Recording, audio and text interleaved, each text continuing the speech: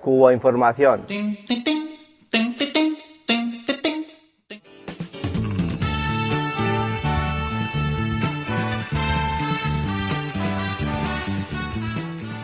La Revolución de 1959 significó el logro de la soberanía nacional cubana, la puesta en práctica de un proyecto de justicia y equidad social, el comienzo de las transformaciones más profundas y radicales en la historia de la nación y su cultura. Un acontecimiento de tal magnitud no podía sino modificar por entero las políticas de los géneros y las sexualidades. La revolución constituyó un proceso de metamorfosis cultural complejo, propiciador de confrontaciones y diálogos entre generaciones, patrones culturales, clases y estratos sociales, en el que las mujeres fueron simultáneamente beneficiarias y protagonistas. La primera ley de reforma agraria, aprobada en mayo de 1959, entregó la propiedad de la tierra a mujeres y hombres por igual. Ese mismo año se estableció igualdad de salario sin diferenciar entre hombres y mujeres, algo que todavía se está luchando por el movimiento feminista internacional en todos los países ricos. En este nuevo escenario de amplia participación popular se gestaron las primeras acciones para implementar los cambios políticos, económicos y sociales que impactaron sin precedentes a la familia, especialmente en sus relaciones intergeneracionales e intergenéricas. En 1960 se constituyó oficialmente la Federación de Mujeres Cubanas, FMC, como movimiento organizado y masivo de las mujeres en la sociedad civil.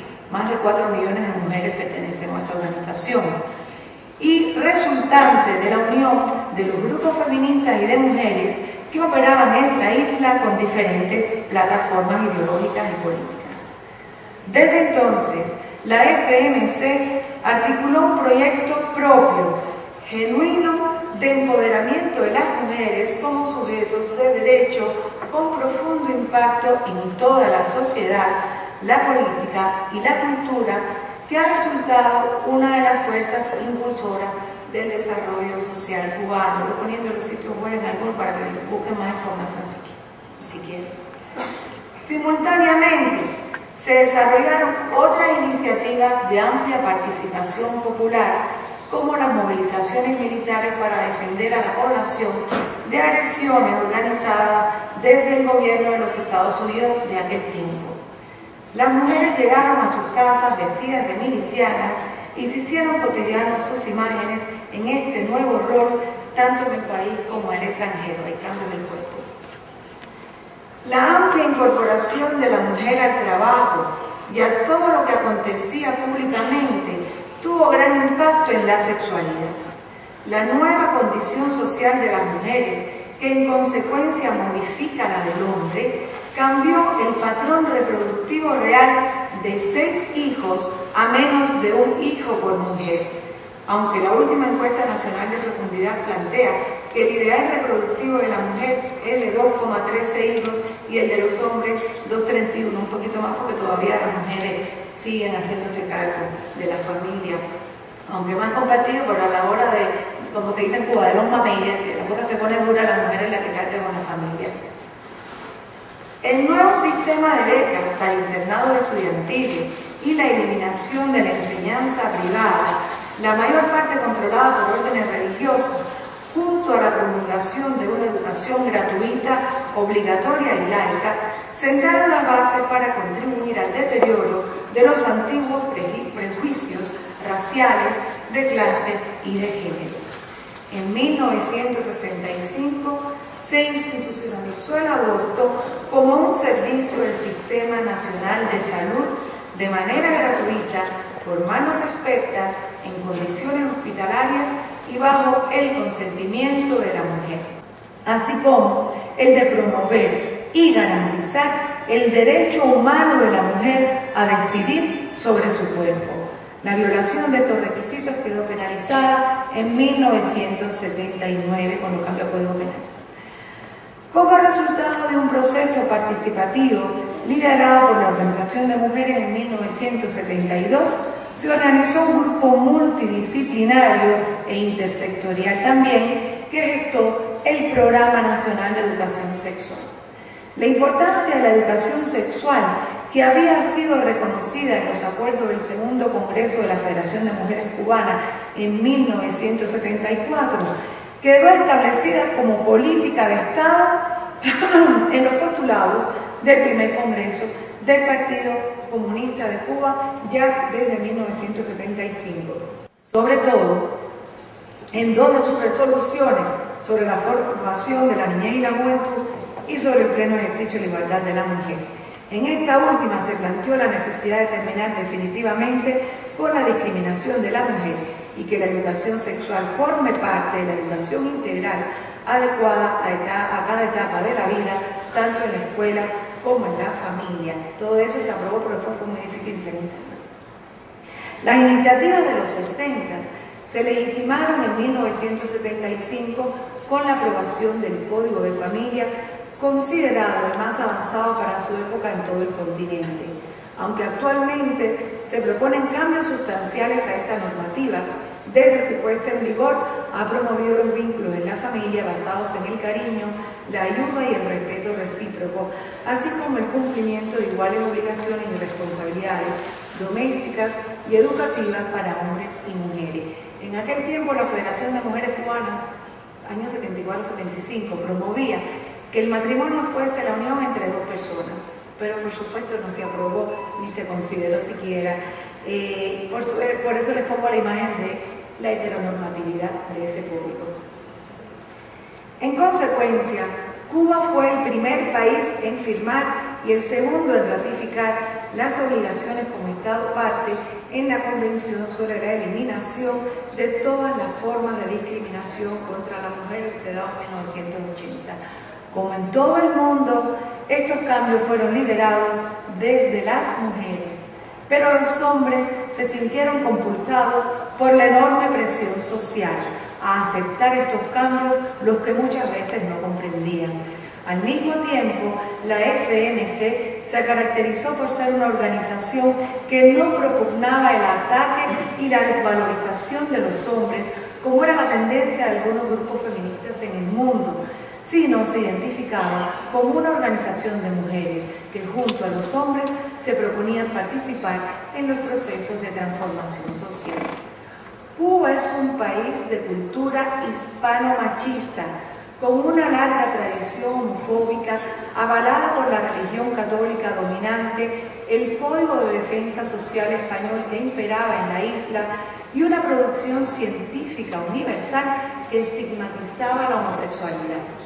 Desde la pederastia en Cuba, conferencia pronunciada por el doctor Luis Montaner en 1888 y otras publicaciones de intelectuales importantes, la ciencia médica nacional que la revolución encontró operaba como un bloque en contra de una práctica que se consideraba ejemplo de enfermedad, preludio de la locura y marca de decadencia moral. Cuba era un país de tradición católica y ello implicaba el rechazo doctrinal a la homosexualidad, tanto en las jerarquías de la institución como en sus feligreses. Desde este ángulo, las derivaciones morales del postulado ideológico sobre el hombre nuevo en esa época, reproducida en la variante cubana del socialismo, resultaron coincidentes.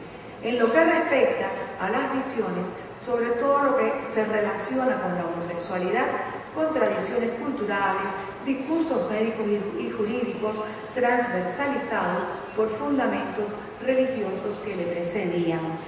Esta confusa coincidencia fue un factor favorable para que durante años el tratamiento de las personas LGBT fuese discriminatorio y excluyente. En este cruce de matrices culturales, en 1965 surgieron las unidades militares de apoyo a la producción, conocidas por UMAC. Concebidas como una modalidad del servicio militar obligatorio en un contexto de agresiones permanentes del gobierno de los Estados Unidos de entonces, la UMAC reprodujeron los patrones homofóbicos, patriarcales y anticlericales que prevalecían en la sociedad cubana. De manera diferenciada y estigmatizante se establecieron destacamentos para homosexuales y religiosos. Aunque esta forma de movilización obligatoria para la defensa del país no fue en modo alguno equivalente a campos de concentración para homosexuales, tal y como se ha hecho común afirmar en diversos escenarios mediáticos o espacios académicos, no hay duda de que esta diferenciación humillante constituía una práctica lesiva y discriminatoria. Después de una investigación realizada por el alto mando del ejército, las UMAC fueron cerradas en 1968. En una entrevista reciente de Fidel Castro al periódico mexicano La Jornada, el líder revolucionario asumió la responsabilidad de lo que allí sucedió, aunque sería muy superficial hacer una interpretación literal de su planteamiento. Aún no se ha realizado una investigación científica rigurosa que lo confirme, ya que existen al respecto criterios contrapuestos sobre el tema. Las grandes contradicciones que se vivían en ese periodo se expresaban en que prácticas discriminatorias contra los homosexuales, como la SUMAP, tuviesen su fin a los 3 años de creadas. Sin embargo, los prejuicios y la exclusión resurgían en otros espacios, como el primer Congreso Nacional de Cultura de 1971. Su declaración final, aquí está la web, para buscarlo, su declaración final llamaba a impedir las oportunidades de empleo para homosexuales en el ámbito de la educación, la cultura y en los medios de comunicación, por tratarse de instituciones de sustancial influencia en la formación de niños y jóvenes en tiempos en que la homosexualidad era considerada un trastorno mental por las ciencias médicas. A la aplicación de esta directiva se le llamó posteriormente Proceso de Parametración y Quinquenio Gris. Esta resolución fue abolida en 1975 por orden del Tribunal Supremo sobre la base de su carácter inconstitucional. Sin embargo, el daño espiritual a las víctimas de tal arbitrariedad permanece en el tiempo. ¡Ay, Dios mío! En 1976 cambió la política cultural con la creación del Ministerio de Cultura y desde entonces artistas y escritores que padecieron la parametración han merecido premios, distinciones y otras formas de reconocimiento público del Estado y sus instituciones. Desafortunadamente, la homofobia institucionalizada del periodo inicial revolucionario ha sido sobredimensionada y ha formado parte de las permanentes campañas para desacreditar esta experiencia histórica cuando el escenario internacional presentaba situaciones similares o incluso peores. David Carter, investigador norteamericano, en su libro Stonewall, las protestas que encendieron la revolución gay, escribió que en 1961 las leyes que penalizaban la homosexualidad en Estados Unidos eran, porque somos vecinos y tenemos que compararnos siempre, eran más duras que las aplicadas en Cuba, Rusia y Alemania del Este, países usualmente criticados por el gobierno estadounidense por sus métodos despóticos. Eso dijo Carter. Aunque se han hecho esfuerzos para ofrecer protección legal a las personas por su orientación sexual e identidad de género, solo se ha logrado hasta el momento que se despenalice la homosexualidad mediante decreto ley de 1979, en el cual se excluyó toda referencia que pudiera interpretarse como discriminación por esta causa. En la actualidad, la FMC, junto a otras instituciones y organizaciones, estamos abogando por un anteproyecto de ley que modifique aquel Código de Familia aprobado en 1975, en el que se incluye un nuevo articulado que norma el respeto a la libre orientación sexual y identidad de género, junto al reconocimiento legal de las parejas del mismo sexo. No hablamos de matrimonio porque en Cuba casi a nadie le gusta casarse. Entonces se tienen los mismos derechos con el matrimonio que sin el matrimonio. Entonces eso no es una demanda. Bueno, pues podría afirmarse que la educación sexual comenzó a configurarse como política desde etapas tempranas de la transición socialista en Cuba. En la década de los 70 se crearon las primeras estructuras encargadas que llevaron a la asesoría de estos grupos en nuestros espacios de decisores del Parlamento. Y el CNSEX, que es el grupo creado para esto, que yo represento aquí, ha tenido la misión de crear y coordinar el Programa Nacional de Educación Sexual con la participación más explícita, responsable de los Ministerios de Salud, Educación, Cultura, Federaciones y organizaciones de la sociedad civil. Entonces, bueno, desde entonces estos vínculos se articulan a través de redes sociales. Voy cortando, de todas maneras se va a publicar. Entonces, una cosa importante es esta, que la política de educación sexual ha pasado por un proceso que se inició con una mirada biologicista centrada en las mujeres y su función reproductiva, hasta incorporar paulatinamente la visión integral con enfoque de género y diversidad basada en los derechos que caracteriza su etapa actual. Esto fue una cosa muy importante cuando en el 79 al fin se publicaron libros que decían que la homosexualidad no era una enfermedad. Y bueno, tuvimos bastantes contradicciones con el Ministerio de Educación para que al fin en el 96 se lograra aprobar el programa de la escuela. Todavía tenemos muchas contradicciones, pero al menos se van logrando que se establezcan.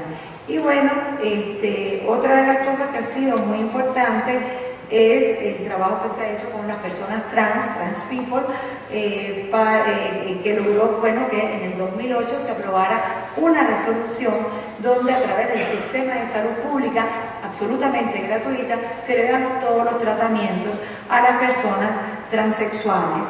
Y estamos abogando por un decreto ley que les facilite el cambio legal de identidad sin necesidad de que sean operadas. Y también participamos en el movimiento internacional por la despatologización de la transexualidad, cuyos argumentos hemos presentado. Otro aporte importante ha sido la creación de las redes sociales LGBT, grupos espontáneos que se han creado, que han pedido al CNC recibir su asesoría. Entonces, nosotros le hemos incorporado a ese movimiento la I de intersexuales y la H de heterosexuales, que llegamos al final, pero somos parte de la misma sociedad que debemos cambiar. Este es el papel de muchísimos activistas espontáneamente han creado sitios web y blogs que hacen un activismo maravilloso. Aquí lo tienen para que los copien cuando quieran. Y bien, puede terminar. En fin. En la Cuba de los 60 se gestó un proceso de... la celebración de la jornada contra la homofobia, que ustedes la ven ahí, que ha sido una de las iniciativas que más nos han ayudado a realizar nuestro activismo con una estrategia educativa que dura todo el año para promover el respeto a la libre y responsable orientación sexual e identidad de género. Eso está publicado en internet por si lo quieren buscar. En fin, que en la Cuba de los 60 se gestó un proceso de transformaciones profundas que impactaron la organización de la sociedad y la vida de las personas. La interacción entre las prácticas y las políticas significó una profunda ruptura en el control de la familia patriarcal sobre las mujeres, en la reconfiguración de las relaciones de enamoramiento, cambiaron, y de pareja, y en las expresiones de la sexualidad heterosexual. A la vez comenzaron a estremecerse prejuicios e ideales tradicionales como la virginidad y su carácter condicionante para el matrimonio, la idea de la pareja para toda la vida, el papel del hombre como proveedor y jefe de familia, la fidelidad de la mujer y la infidelidad de los hombres, el rechazo a las relaciones interraciales, los mitos de la menstruación, la descalificación a las madres solas y a las mujeres solteras. El proceso emancipatorio de profunda transformación social desde el paradigma del socialismo en Cuba ha constituido la base principal para demostrar la necesidad de desarticular toda forma de discriminación dentro de la que se identifica también la homofobia y la transfobia. El propósito de la sociedad cubana de alcanzar una sexualidad plena, sana, responsable y feliz, en el escenario complejo y contradictorio de una revolución basada en la cooperación, la justicia social y la solidaridad entre los seres humanos, transita por una etapa de madurez expresada en sus nuevas estrategias y políticas que ponderan la participación popular como ejercicio de poder democrático y soberano. El socialismo llama a la participación libre y consciente en un marco de respeto y dignidad plena al ser humano, por ser un sistema transgresor del poder hegemónico, demanda grandes sacrificios personales y colectivos que contempla el derecho al placer y al goce. Matías, ayúdame aquí con esto. Por eso, les invito a disfrutar con la última jornada contra la homofobia que celebramos en mayo en Santiago de Cuba. Santiago de Cuba es la meca de la conga, un ritmo maravilloso que hay en Cuba, que se celebra en los carnavales, que se disfruta en los carnavales, y en Santiago de Cuba salió todo el mundo al ritmo de la conga santiaguera contra la homofobia a bailar y a gozar en esa jornada. Los invito a disfrutarla y si quieren bailar.